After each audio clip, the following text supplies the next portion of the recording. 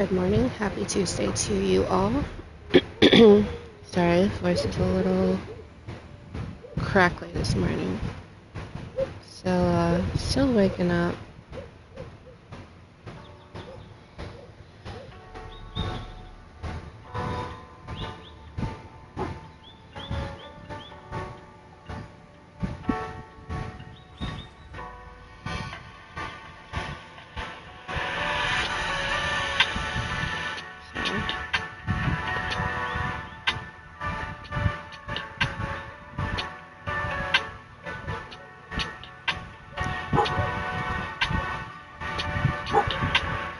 No barking, guys. Hey, no barking. It's just outside. Sorry, doggos are barking. We have some dogs barking outside. Here we go.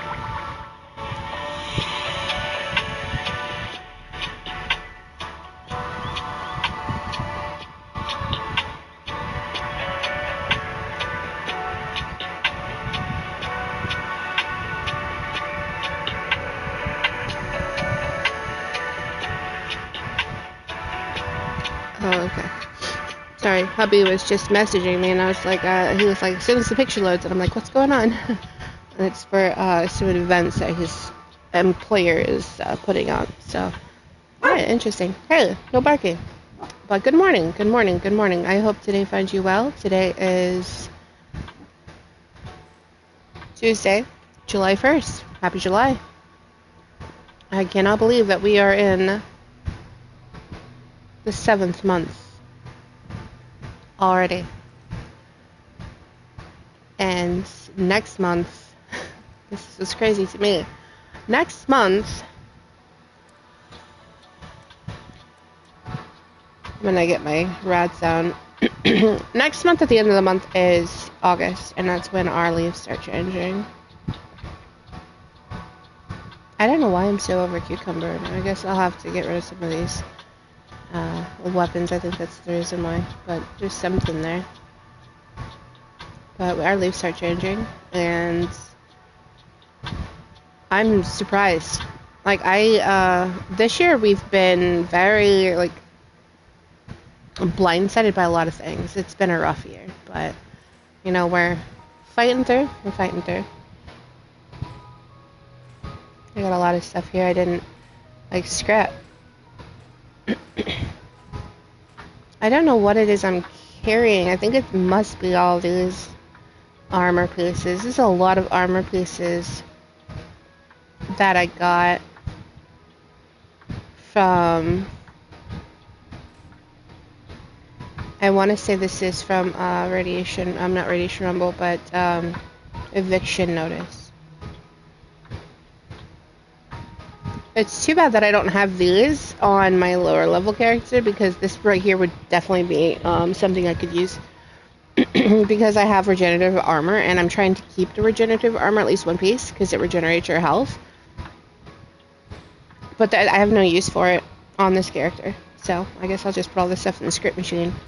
And that should reduce my weight pretty good. Get my daily done. I did not do this. I don't think I did this yesterday. I think I used my my low level character, but I can't remember. Yesterday was just crazy. Just crazy. It was crazy after. So my mind kind of went nuts. Like, not nuts, but it just was like focusing on other things. So it didn't really retain the oh, I didn't even see where we need to go. That would be great. Daily. There. Too far. The mire. Okay, I can just stay right here then. I was just like, where am I going? I could just stay right here.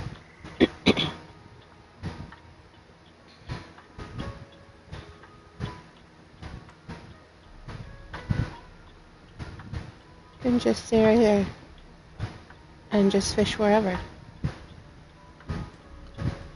If you look on, like, in this fogginess, you can see, like, the fish swimming. You can see the fish swimming. And I think somewhere over here there's like a guy that's got shoes. I want to sit somewhere else, not here. But let's get some fishing done.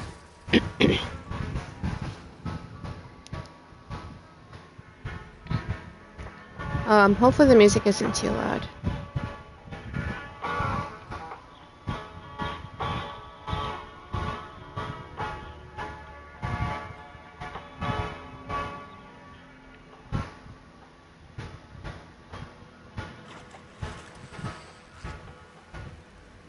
Just a small one, just a normal one. So today's verse is like today's devotional. Oh my goodness. This thing has like a really interesting way of connecting to how I'm feeling with a lot of the things that have been happening with my family. I've got a lot of stuff that's been like really stirring, and I wasn't aware of how bad things were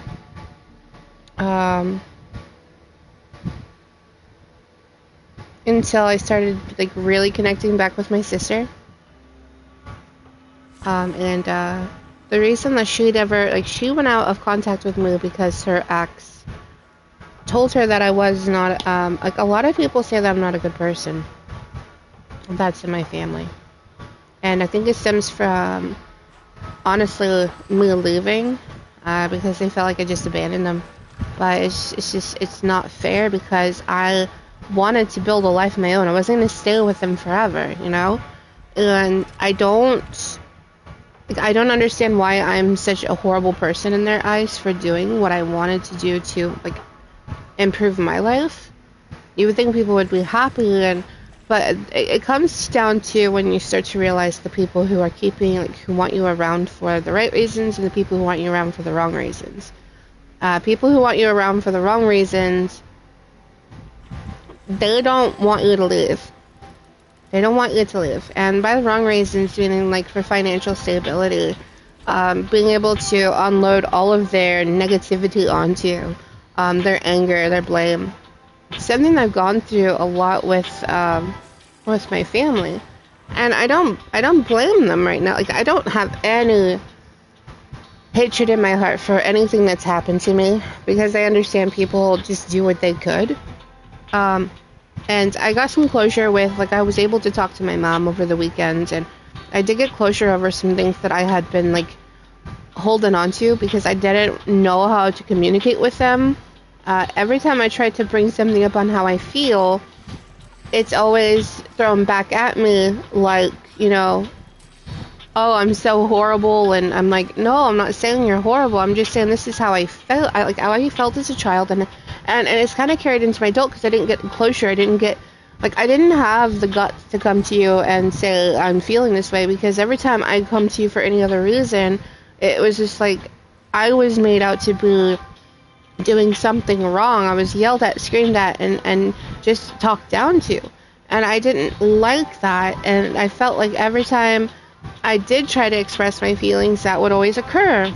So I didn't really know how to communicate with them at that time, and then even into my adulthood, I would try to communicate with them, and it would still be like, well, the last time I tried to talk to them about this, my mom was like, oh, so I'm such a horrible mother, and I'm like, that's not what I'm saying.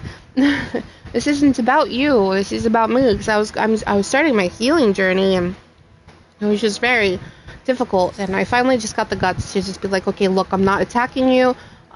This really has nothing to do with you. This is just me telling you how I feel. This is me getting that closure, and just getting it out of me that I never got the opportunity to do. So I did get closure. I mean, I didn't get the response. It didn't seem like they really cared much. But that's okay, because it wasn't about them, but I did get the closure, and that's what really mattered. So I got that, so that part felt really good to get out. But then I started to talk to my sister, and my sister was really telling me a lot about what's going on in the household. She's kind of getting to the part where she just can't take it anymore. And I was just telling her to kind of hold on because she still lives with them. And she's kind of stuck between a rock and a hard place right now. But I told her, that there's gonna be something that comes out of it. You gotta wait, And she met somebody, and she wouldn't have met them if nothing of this had happened. So it's just like, just be patient and just hold on, keep faith. And I keep I keep not really pushing onto her, but just letting her know that if you ever have this feeling, like, to change your heart posture of being so, like, afraid and sad and stuff, and most of this has to do with her ex, because her ex was abusive. It was verbally, mentally, and emotionally abusive. So a lot of it has to do with that. And she was talking to me about that, and I'm able to, or at least I hope I'm able to, plant that seed that, God is there, Jesus is there to take this away from us. And because it does say that his yoke is light, it's not heavy. But I got closure. But it was very, very draining. And I'm still feeling it. Yesterday, I was just, like, so confused over some of the things that were said. So confused over some of the things that were said after. And so confused over my brother calling me to apologize, but then going back and then telling the rest of the family that he's not happy that they're quote-unquote accepting me back. And it was really funny because accepting me back seems like I was exiled, and I was like, I wasn't exiled. No one forced me to leave. In fact, nobody wanted me to leave. My parents were really detesting it and saying, no, don't go. I don't think that you should go. They weren't very happy when I told them that I was moving. And I did keep it from them because I knew that they would try to keep me from going. That's what I felt. I really felt that if I had told them any of my plans, I would not have been able to go because they would have done something to stop me. So I did. I spawned it on them. It wasn't super last minute. It was a month in advance, so it's 30 days. I gave them plenty of money to, for them to kind of work out with my income not being there. Now, I paid bills and stuff. I never really had my own, like, money to spend. I never did. It went to their bank accounts. My tax refunds went into their bank accounts. Everything went into their bank account.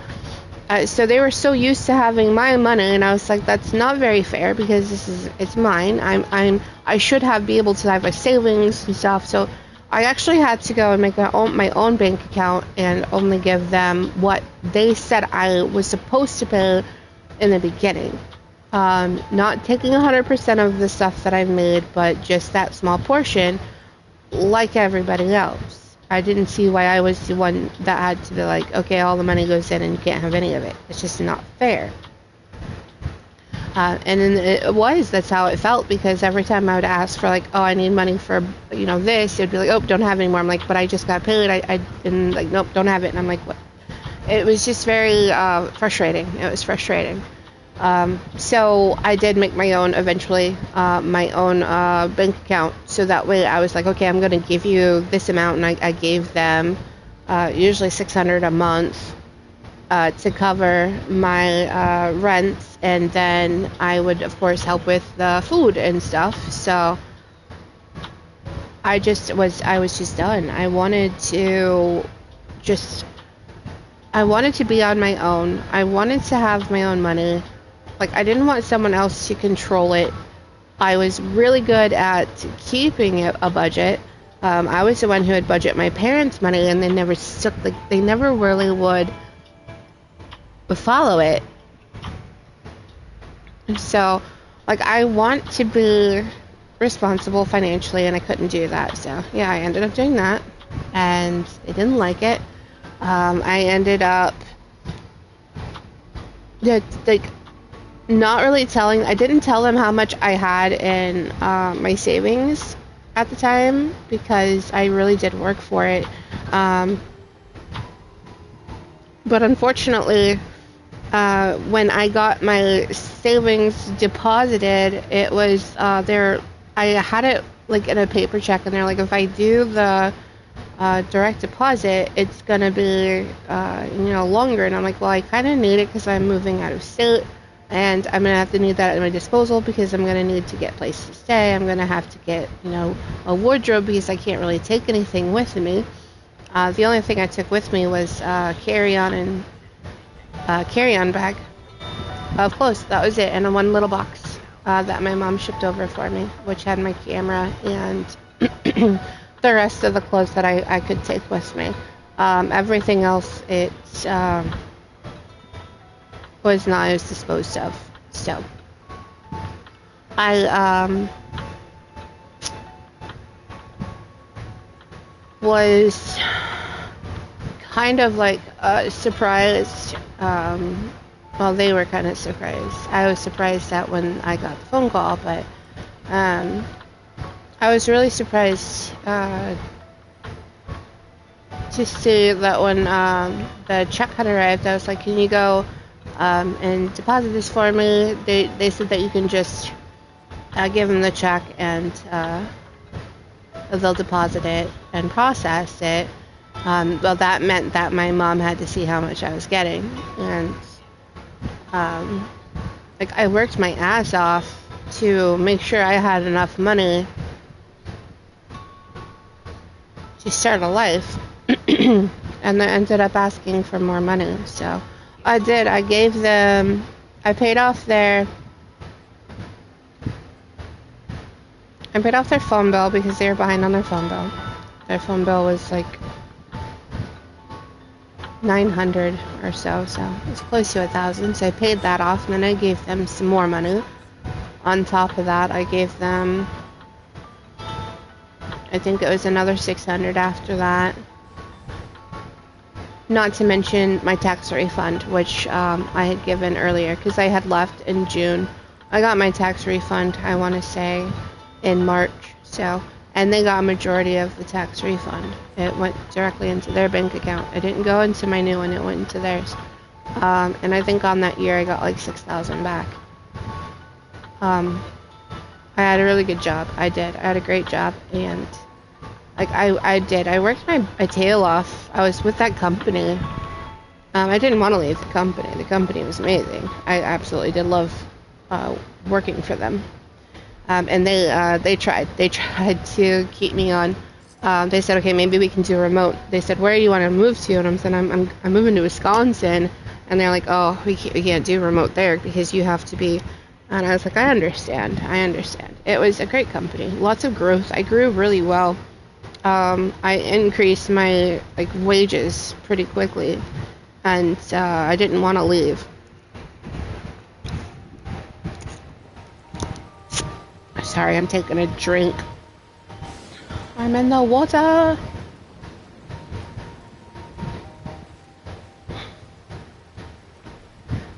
I like these lily pad things. They make good fishing docks. I got them at that camp up top.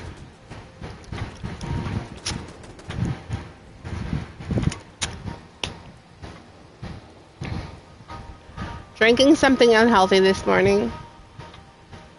But I don't drink Sunny D very often, and hubby bought some. Yesterday we went to the store to get something for dinner. And he went with and got a 6-pack of Sunny D, these little bottles that are there, and I'm like, ooh, I haven't had a Sunny D in forever. So I'm like, I'm gonna get some. It's so tangy. It's super tangy. I'll take that. Maybe it's in here.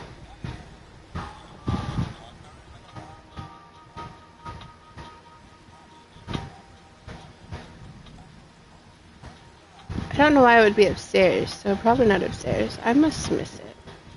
Yeah. I stand corrected. To me, it makes sense to have it here. But, you know, everyone's got their own ideals, which is fine by me.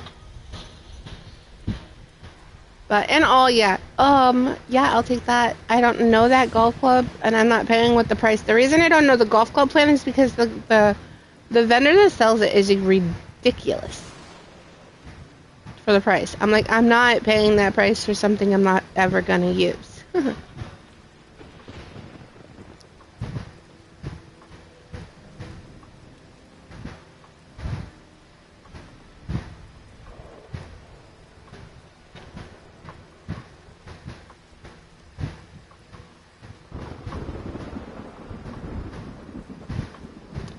The rad pole is just so creepy. The rad pole, if you don't know, is a rad toad tadpole. Ugh. They don't have the gulpy on here though. But I guess that's not really a fish. These are the fish you have to complete the fish challenge, which is like, I'll show you. So those are the fish that you have to get for these fish here. The cranberry bog, savage divide, etc. That's what you get for these. That's those. They don't have Toxic Valley though.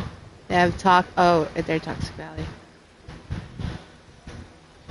Oh no, they don't have the fish of Skyline Valley is what I was talking about. That's one.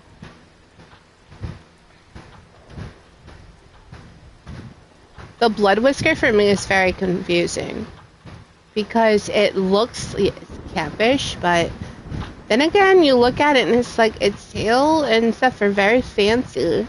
So maybe a hybrid. They have a flounder type of fish,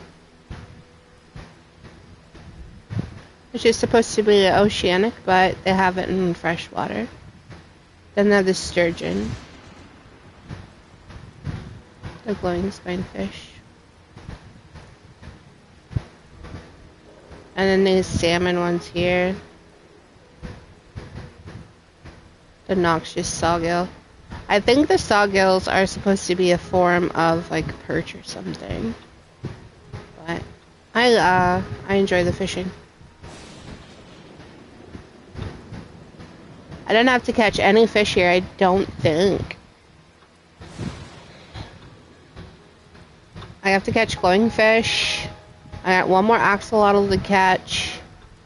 I still gotta get the legends, and then let's see. This is July is the scaled axolotl. Let's see where we go for that. But first, let's do the daily devotional. As I said, today this really spoke to me because of how it's everything that's gone on with my family. Because it's like it took everything in me not to come back because my brother was lying to everyone, saying that I never, like, he was saying that I never called anybody, and I'm like, I've got receipts, you know, I've got my call log, it says different. I call every couple of weeks, sometimes sooner, every month I called. Every month I would check in with them to make sure everything was okay. Never got a phone call myself, but I always made the opportunity, I always made the effort to check in with my family. So he lied about that, and when he was lying,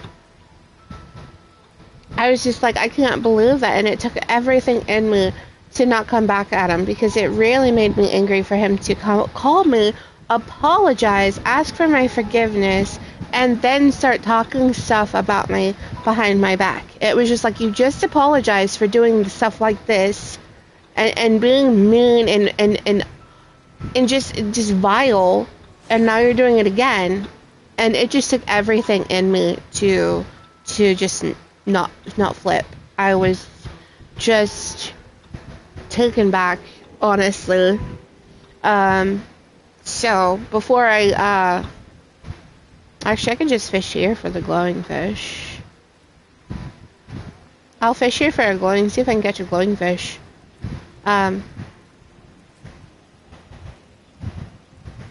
So today was very, because it's like, I have to remember this.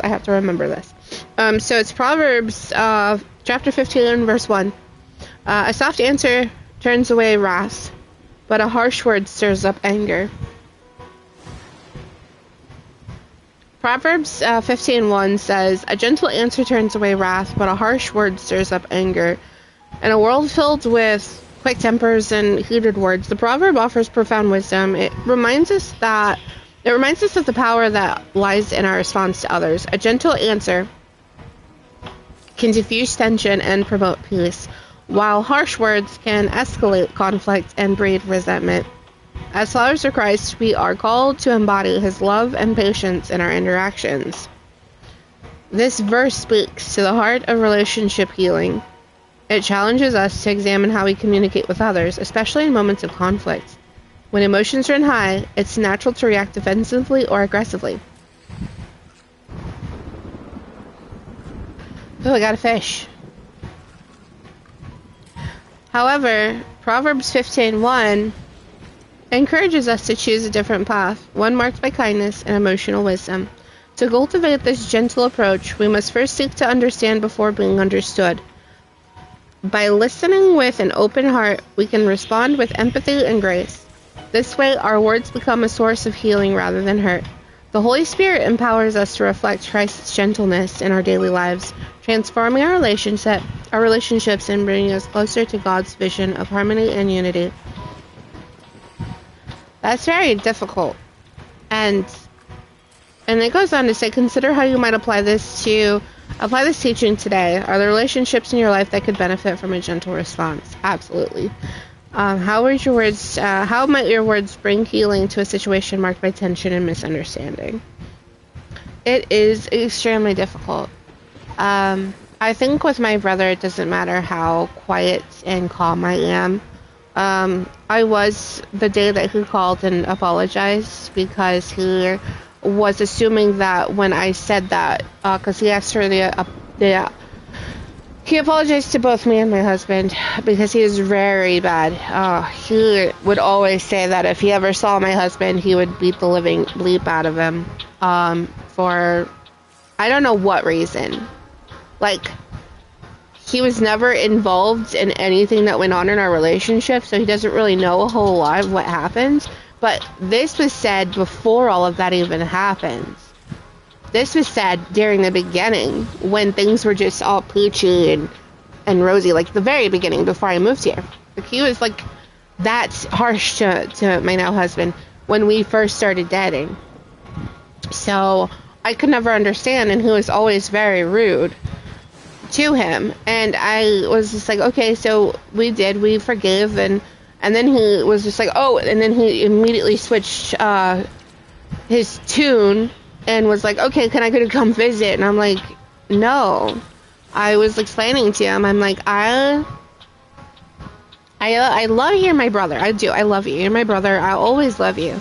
But you have done things that make me not trust you.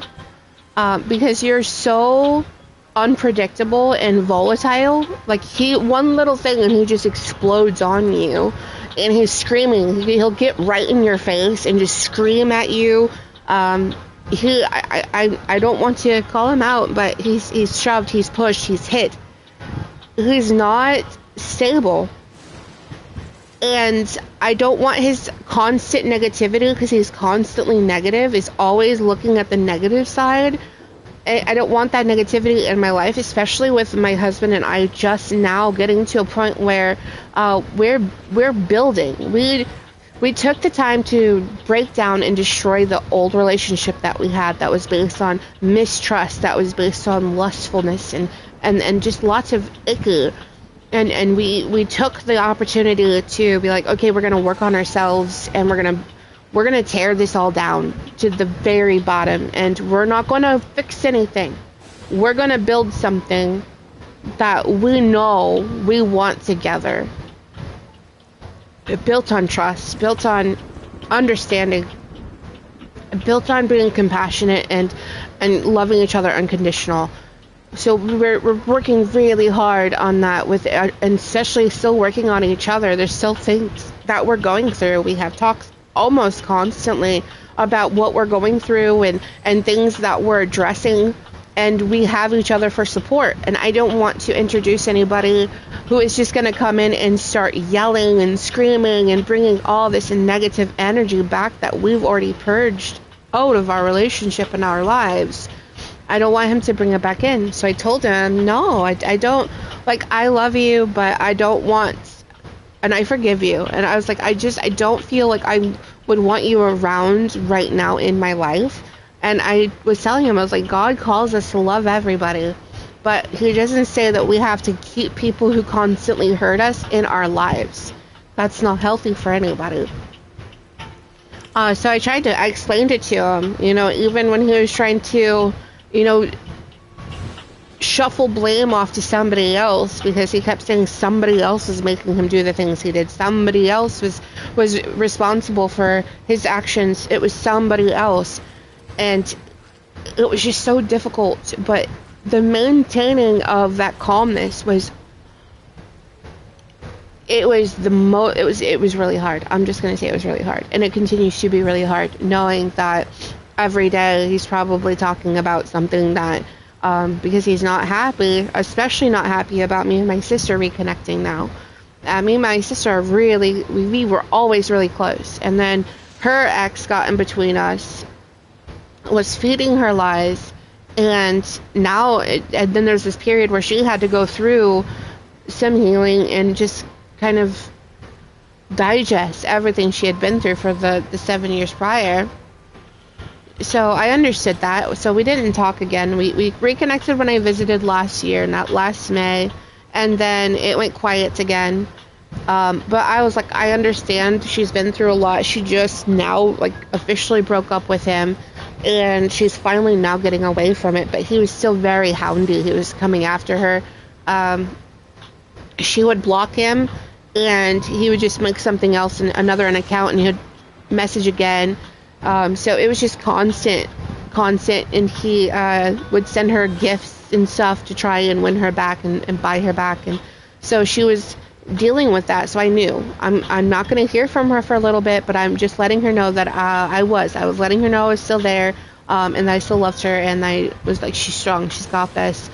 But I never forced a conversation. So it was really nice to finally get to reconnect and to actually talk about things. We're a lot alike, and I really missed having those conversations with her, because it's just like, I miss hearing about you. I miss hearing about what you got going on. I miss talking to you. You're my little sister, and us sisters got to stick together. So, but I don't think that he likes that. And another thing is, I don't think that he likes that I'm healing from everything that we've been through, and he's still stuck in it. Like, he can't let it go, because he's like, I can't let it go. I hate. I want to see them dead. And it's just like, you can't live like that. That's not healthy, and you're not going to be able to, change your heart posture if you still have all that negativity held. And then if you don't change your heart posture, then your thoughts are gonna follow suit with whatever's in your heart. You got a hardened heart, your thoughts are gonna follow suit with having those negative emotions and negative thoughts constantly. I'm looking for some darn glowing fish. What the heck and heck? This is difficult.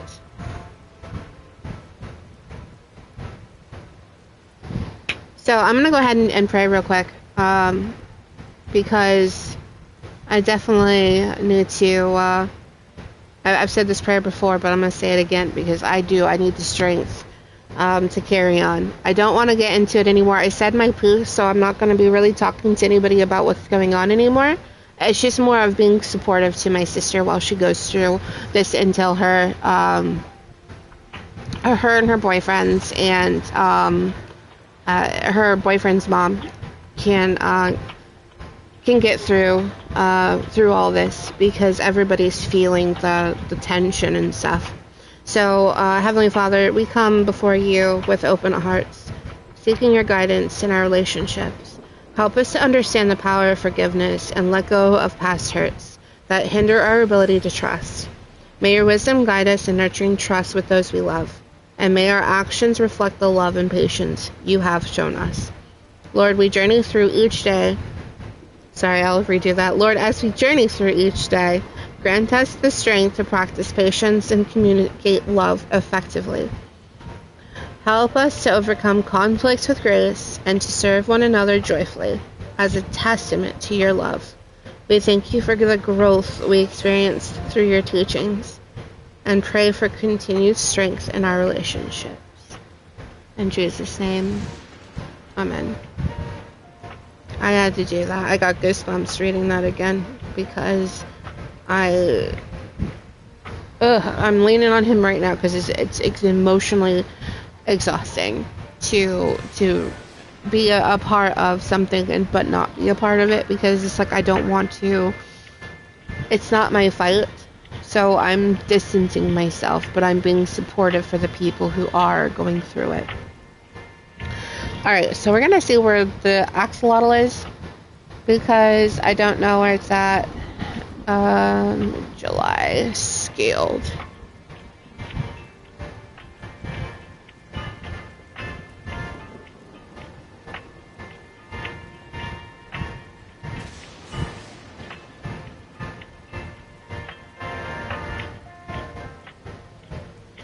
The ash hoop and forest region is where this one's gonna be.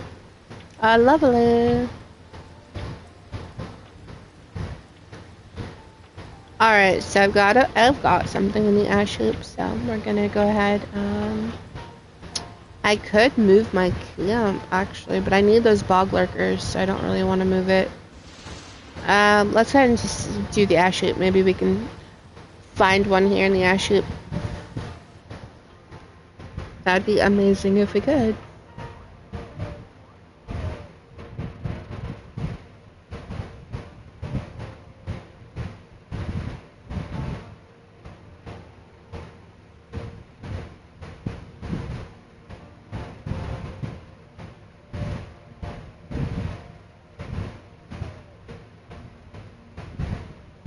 I'm surprised that they didn't have like a list, or maybe they do have a list of what, where the axolotls are. That would have been helpful to know. So that way we know each month.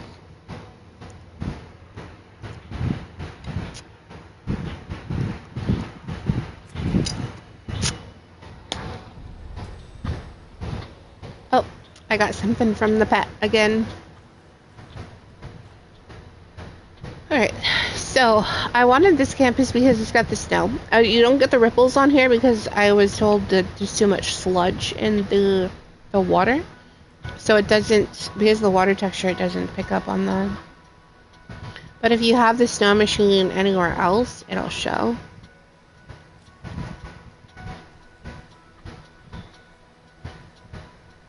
I think that's the right one. We could try the other snow machine.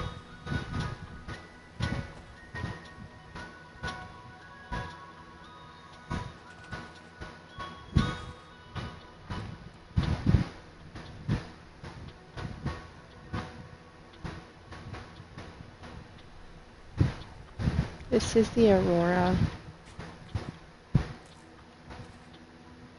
It looks like it might rain though. If it thunderstorms and rains, it'll be better.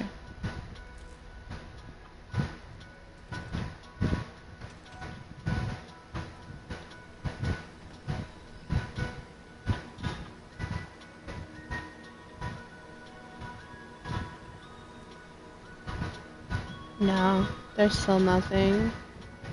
No ripples. I like this one with the Aurora. If you're in Skyline Valley and you have this at your camp, sometimes it'll follow you. We'll start with a common bait first, and then we'll go to the improved bait and see what we can do. But yeah, it was a lot that I mentioned what's going on with my family, and I apologize if that's a lot extreme. I don't intend things to be heavy or anything.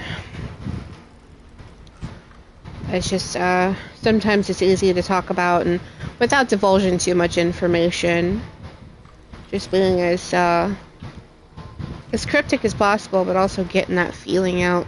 It just helps a lot. I don't like going through things and having to keep it inside. It's an icky feeling. It really is an icky feeling. I'm so grateful for my husband. Oh my gosh, if I'm feeling any sort of way, he's there to support me, and same for him. If he's feeling any sort of way, he has me to come to and lay his head in my lap and just talk about what he's feeling, what's going on. If there's anything that he's struggling with, I always want to be that support for him. But also, if there's anybody else, not necessarily like the head on the lap, but just being there supportively and listening. Yes, I get it. I get it. When you go through things, it's just, especially if you have people around you that you really can't trust to go to, and it's it's not their fault of their own. It's just that it's because they haven't learned, or they're going through things themselves. And they just can't. They don't have this space for it, and they're so full and congested. It's the Bible. It says itself, we're not battling flesh and blood. We're battling the spirit. So we can't find fault in the person themselves. It's what's within them. But when it comes to safety, it is definitely. For me, I'm going to distance myself from them. I'll always be there. I always say that I'll talk to you if there's anything you need to talk to you about. But I'm not going to open up my space to allow you to deplete and to take and be a vampire. That's not going to happen anymore. I've got my boundaries, and boundaries are okay. And crossing those boundaries all the time is just a no. You cannot do that to people. So I always want to be there for people. It doesn't matter. If you're going through something, I understand, and I don't know, it's just like something that's called to me. I've been through things, and I know the pain and the hurt and everything, so it's just like I understand, and I never usually had anybody to talk to. Like, no one would talk to me about things. I had to keep everything inside, because every time I tried to talk about it, it was just like, oh, you're starting stuff, or oh, you're too this, or you're too that. It was always just like no accountability from anyone who made me feel that way. If someone came up and hit me, it was just like, ow, that hurt, and I don't know what you did that for. I didn't appreciate it. And it's like, oh, you're too soft, or it's like, are you kidding me? Are you joking right now? I'm not too soft. I'm letting you know how that affected me, and you're just sweeping it under the rug like it doesn't matter. You're not holding accountability for your actions. It's just really it's sad. And when you're in that environment for a long time, it trains you. So I get it. I just want to be that person for someone that if you feel so lost and stuff, I know how it feels, and I want to be there to help kind of guide you out. Now, I'm not going to be the one to pull you out. I can't do that. I can help, but I can't pull you out. That's something you have to make a decision to do. No one can make that choice for you. So that's what my brother thinks. My brother thinks that someone can just do all the work for him. But it's like, no, you have to put the work in. You have to make that choice. God says you have to choose. you can't just be on the sidelines and be like, oh, yeah, no, and have one foot, in the door and one foot out. That's not how it works. You have to put the work in. If you're really wanting to connect with Christ and you really want to be the best version of yourself, you have to put the work in to do that. You have to be the one to reach out to Christ. You have to be the one to consistently go and make that connection, and change those negative behaviors and the negative thinking and all the ickiness that you have. And there's another non-glowing fish. I was hoping to get an axolotl, not a deathjaw. So that goes for everybody. You have to want it in order to be able to accept someone's assistance. There's no someone pulling you out. The only person that's able to pull you out is God, is going through Christ. But that takes you choosing. You have to choose. You have to make that choice. No one can make it for you. And I think that's a hard thing for people to hear, is that they think that, oh, you can just like pray over me and I'll be okay. Everything's gone and put away. It's like, no, it's not how it works. You have a lot of things that you have to unpack and purge out of your system, and the only person who could do that is you with Christ. You have to do that with Christ. No one could do it for you. You have to be the one who makes that choice. And a lot of people don't understand that. A lot of people think that it's so simple and easy. It's not. And then you have the people who think that, oh, I can just dress a certain way, I don't have to do the work. So they make themselves appear on the outside that they're all put together, but internally they're not doing the work. So they're not really healed. And you can see that by their actions. Now, we're not all perfect. Sometimes we slip and fall. Sometimes we do. It happens. But like if you're continuously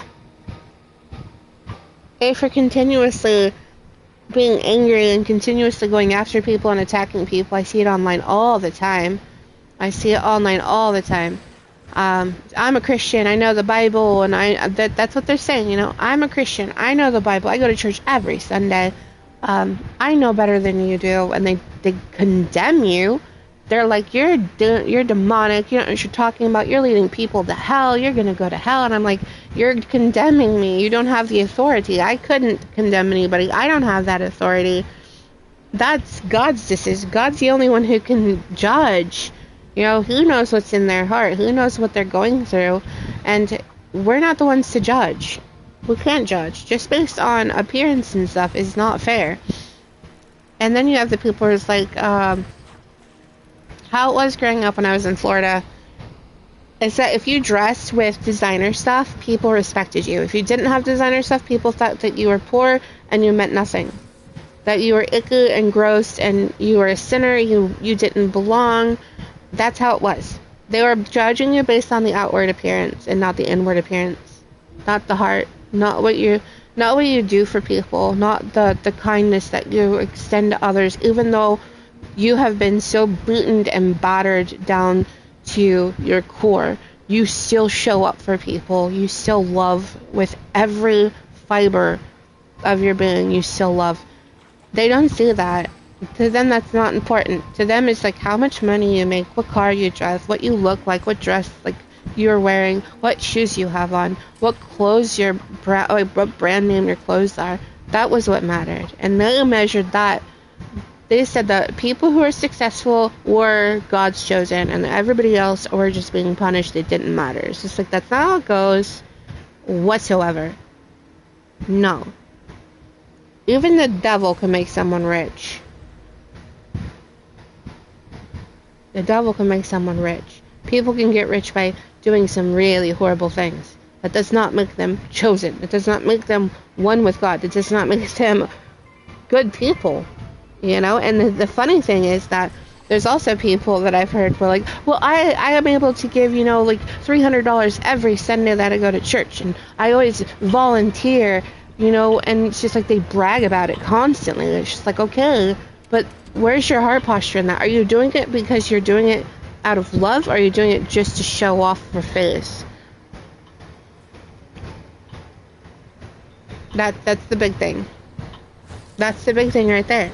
Because there were a lot of people who were there doing it for the right reasons. They were doing it because they wanted to. They wanted to bring a smile to someone's heart.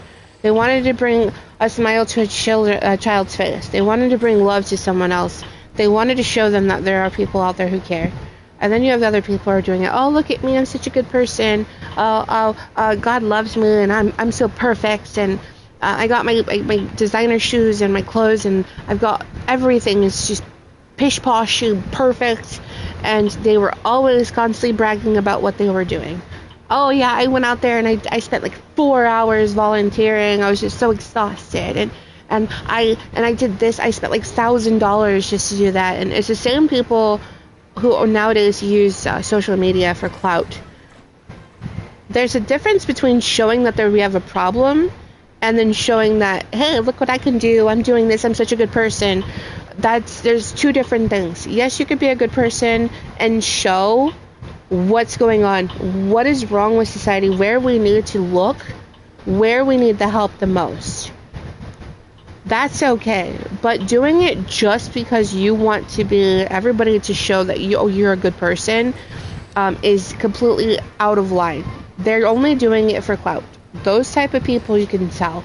It's because they always want to have the center of attention. They're always like making sure that their face is in the camera. They always make sure the cameras are rolling. Whenever, like every single time that they do something nice for others, they always have somebody there to witness it. So that way they can be like, oh yeah, so and so saw it too. See, I'm a good person because I did this. Don't mind the 20 other things I've done that are horrible. I yelled at that poor cashier, even though it wasn't her fault. I yelled at her and I belittled her. I call her stupid. Don't pay any mind to any of that stuff I've done. I helped this homeless person. I'm a good person. I've shown you proof. It's on video. That is absolutely disgusting behavior. Absolutely disgusting behavior. You should be acting like that off camera, on camera, when no one's looking, when someone, it doesn't matter the situation.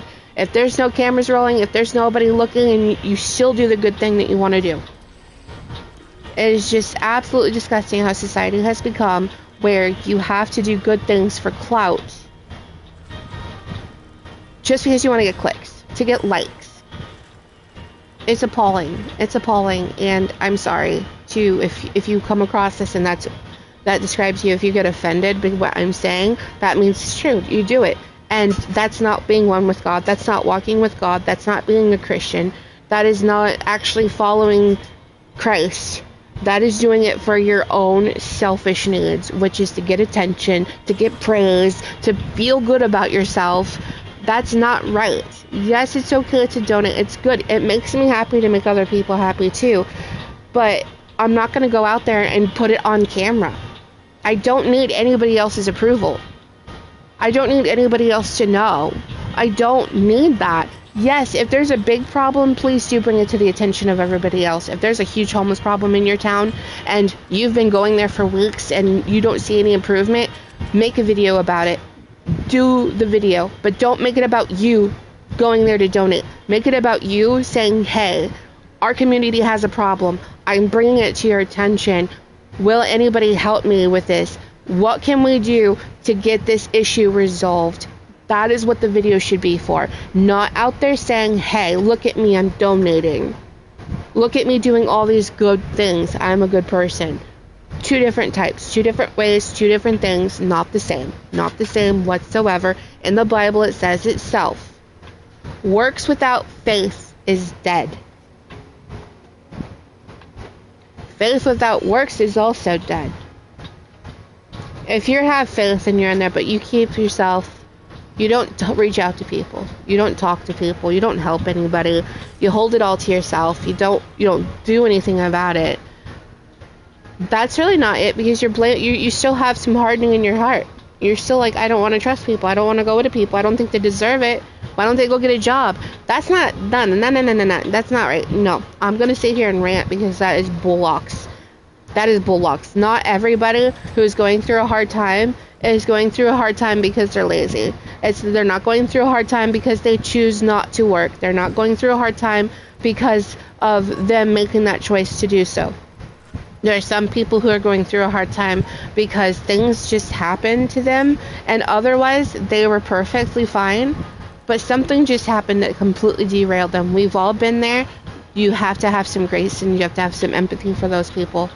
That is not fair. So that's judgy. And seriously, if you think that you have faith but you're not out there doing anything, if you're not helping, it doesn't mean that you have to go give money all the time. You could be doing what I'm doing, reaching out to people. You could be doing going to shelters and volunteering. You can do a load of things. And this speaks to me too, because there's all this, like, I always, like, I have a struggle with this. I am at fault for this. This right here is what really irritates me about myself, is that I always put in a position like, I don't have a car, I can't drive anywhere, what am I supposed to do? I don't have enough money, I barely have enough money for myself. And a lot of people are like, yeah, but you're playing on a PS5. It's not my PS5. This isn't mine. I didn't buy it. I get to use it, I get to borrow it. That's it. It's not mine.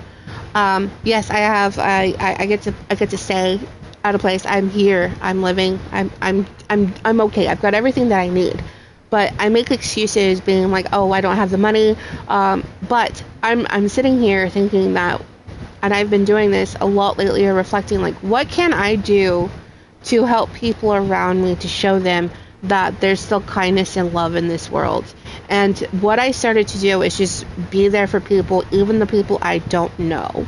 There would be posts on social media, scrolling through it. If you're on there anyway, you're seeing comments about people not being happy and stuff, reach out to them.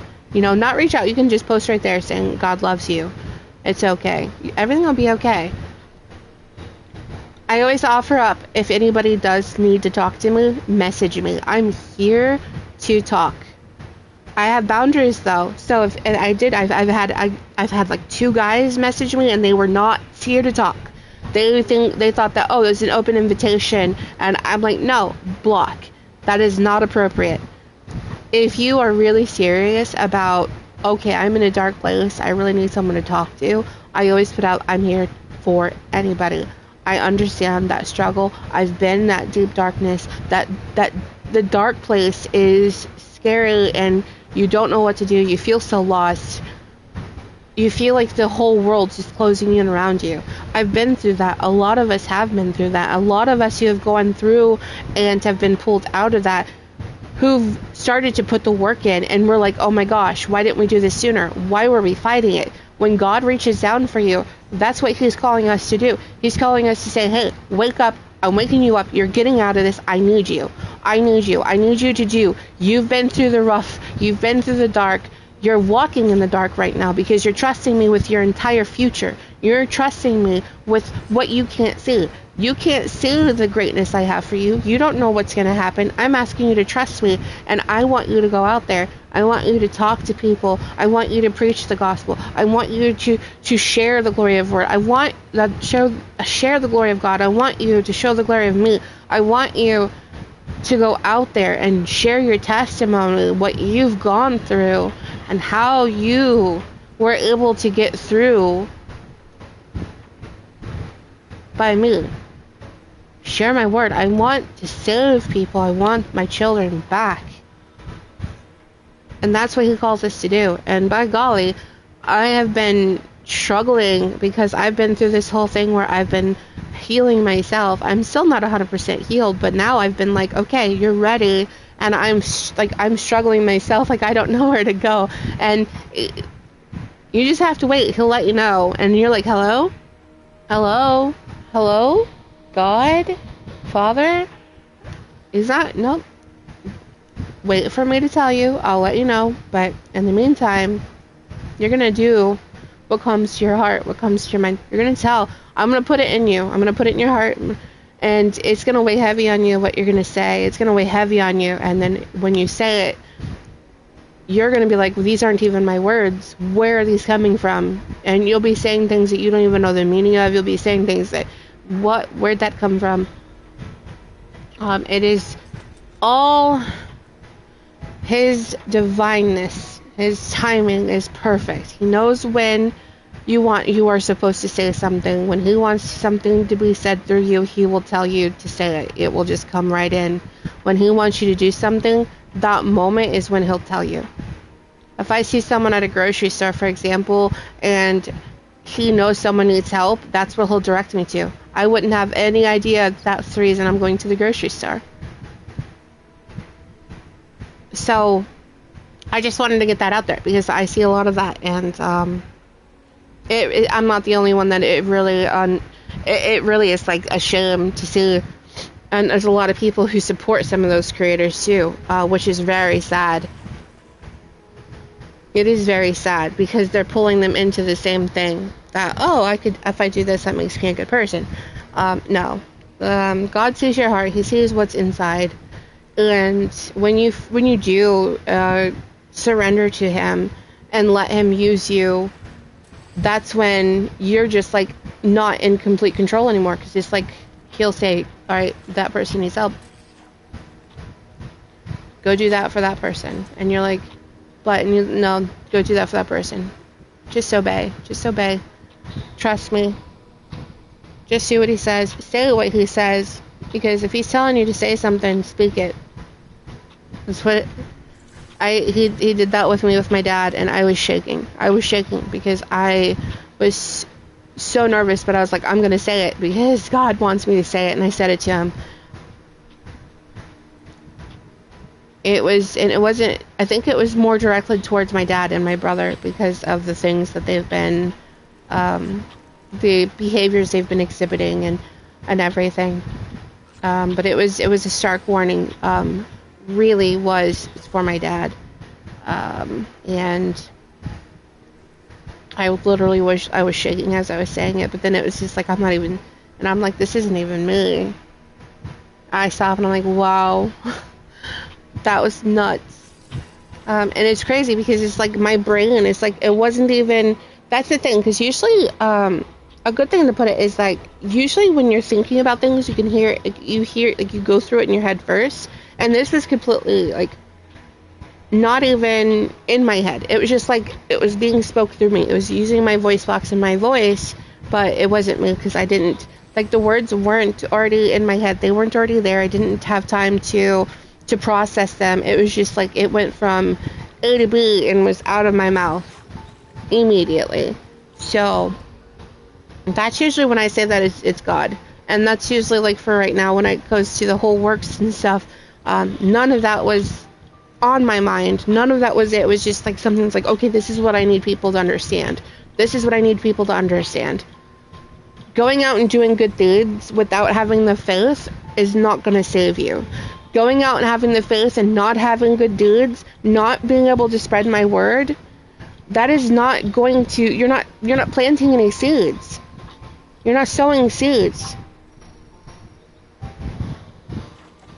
So that's not helping the situation at all either.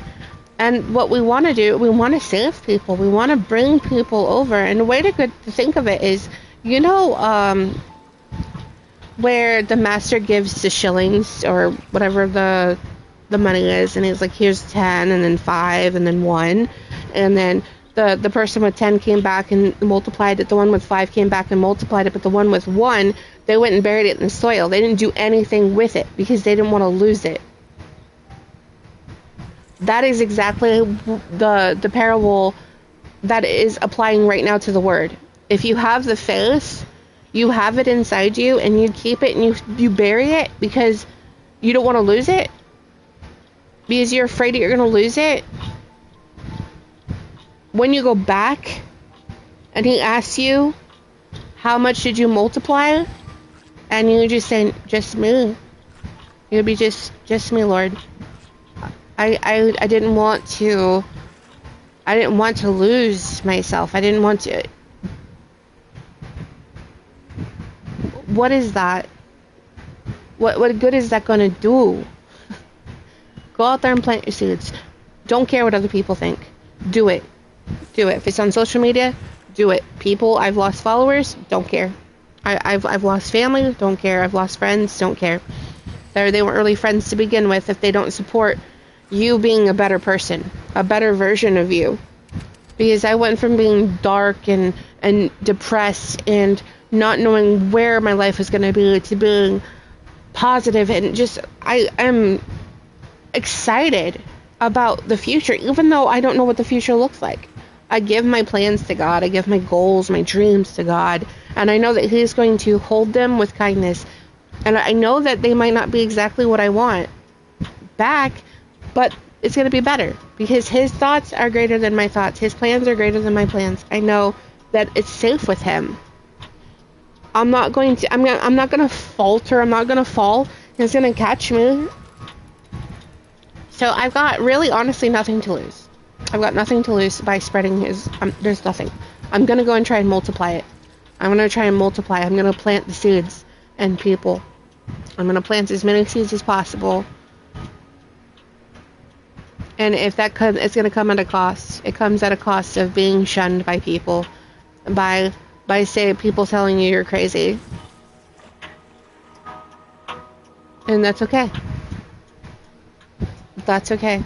My salvation, I want to follow God. I want to please God more than I want to please people, because people aren't going to save my soul. People aren't going to save me, and they're not going to want the best for me. Not everybody does want the best for you anyway, not even people who say that they love you.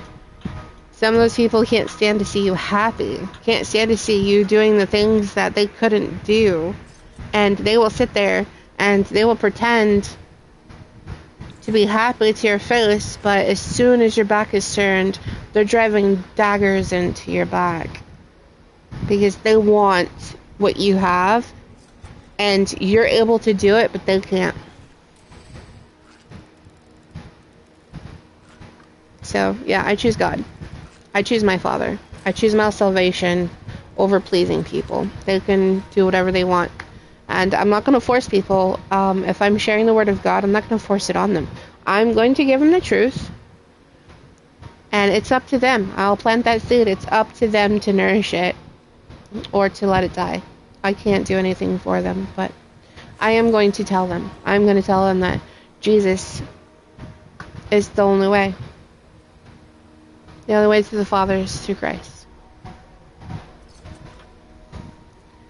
So, yeah, I'm sorry for the ranting. I really am. That was not anything I really had planned today. But we're fishing, and it's just easy to do while I'm fishing, trying to get this axolotl. And not having any luck with the axolotl. So, I might move to the forest. This is crazy. But I do have to end the stream. I'm going to end the stream because it's 9 o'clock. So, after this fish, I do want to say that I hope that this wasn't too heavy for a lot of you, but I know that it's something that needed to be said. It's something that needed to be pointed out.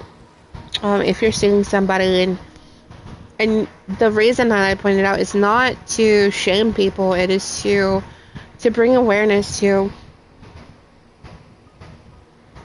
don't feel like you can't do anything. Just because you see someone out there spending hundreds to thousands of dollars to make a video, don't underestimate the things that you could do. You can tithe your time. You can tithe your works, as in if you are a craftsman, if you do anything of that sort, you can do that. It could be as simple as just being there for somebody and sharing the Word of God with them to let them know that they're not alone. It doesn't have to be monetary. Money is money. Money is of this world. It's just money. There's a lot of things that you can do. So don't think that, oh, I like me, we barely scrape by. If it wasn't for my husband, I wouldn't know what I'm gonna do. I wouldn't know what to do. You know, I'd be struggling for sure. He allows me to do this. He allows me to do my schooling. He prefers that I stay home. He wants me safe. And he's like, I know that you want to work. And this is a conversation we had. He's like, I know you want to work. But to be honest, I'm glad that you're not. Because every time you go to a job, I worry that something's going to happen to you. And it's not that it's you. It's just like a worry about other people. The world's not safe. And I want you to be safe. And if you're out there, and I don't know where you are, like you're at a store working the checkout lane. I don't know if you're going to get robbed. You're somewhere working, and I don't feel comfortable with that. Like I'm so happy that you're safe. I know you're safe when you're at home, because if I'm at home, there's other people here with me. You know, usually his dad works third shift, and his dad will be upstairs. You know, he'll be asleep, but he'll be here. And then one of his brothers are also here. So it's just like, he's like, I know that there's people with you. I know that you're safe. I know that you're going to be okay. And if you're at work, I can't talk to you. I can't check out on you. I worry about you because I love you so much. And it's just like I try to tell I try to get him like I'll be okay and just trust God. He's not gonna forsake me. You know, he's not gonna forsake you. He's gonna protect us. You know, no weapon formed against us shall prosper. And but that's what he says. He's like, you know, I know you want to work, and I'm not gonna say that you can't, but I am so glad that right now that I know that you're safe, and I get to talk to you when I am on my breaks and lunch, and it makes my day better being able to see your face because we do video chat. But I'm proud of him of how far he's come along from our beginning, and I'm thankful for him because if I didn't have this ability, I don't think I'd be able to go to school. I wouldn't have time working, you know, 40, 50, 60 hours a week. I wouldn't have really any time because we also have our gym that we're going to go to, and we have a lot of things that are scheduled throughout each day. I wouldn't have time to do this and also keep up with the housework and stuff. So for him to allow me this freedom, and who is blessing his ass for us, I am so grateful for everything I have every day. I wake up, that's a blessing in itself because I'm alive. I'm grateful because I have an amazing partner, an amazing husband that wants to see me happy. He wants to see me and allow me to better myself through going back to school. So I'm just like, I'm so grateful for everything that he does for us, and I'm thankful. I'm grateful to God for bringing us together, even though it was the hardest. It was the hardest thing to get through. I won't deny that it was difficult, but I wouldn't change a thing. If someone said, would you change anything? Would you go back and say, no, I wouldn't? I'd be like, no, I'd do it all over again. I'd do it all over again. Knowing what I know now, I'd do it all over again. Over and over again, I'd put myself through all that shit. I would put myself through the cancer. I'd put myself through everything over again. Knowing that I'm right here. Knowing that I get to spend the rest of my life with this amazing person.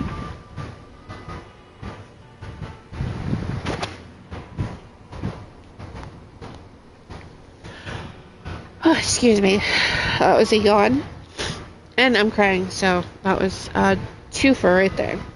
But yeah, that's just, I'm rambling right now. But I just to let you know, don't think that you don't have the power to do anything for anybody. You can. It doesn't have to be big. A small act of kindness. A random act of kindness. Or it's an act of random kindness. Arc. That's what we are. We are arcs for the spirit, for Christ consciousness. We are the vessels that carry that love. And we prepare those arcs for when he returns, you know? If he hasn't already. It's kind of hard to understand where we're at right now. But I don't really worry about too much of it. I just keep my focus on God. Don't do the left or the right. Don't pay attention. I do read it. I read it because it's an interesting theory. And it does follow it. Like they have a lot of like, yeah, that makes sense. But it's just like, well, I'm not gonna say yes or no. I'm not gonna say that we've already gone through, you know, the second coming or not. But I am just going to keep my eyes on God, and I'm going to listen to his voice. I'm going to be as obedient as I can, for sure, because being disobedient, just, you don't like that part. It's just like, yeah, no, I'll listen. And sometimes we fall short, you know, he understands. We're human. We're not perfect. Anyway, I got to get going. I hope you guys enjoyed this stream. It was a little different, I know. And I do really hope that you guys have a fantastic day. Remember that you do matter. You are loved. You are wanted. And please, if you're in that dark hole, accept Jesus as your Savior. Go to God. Run to Him. His arms are wide open, and He's just waiting for you.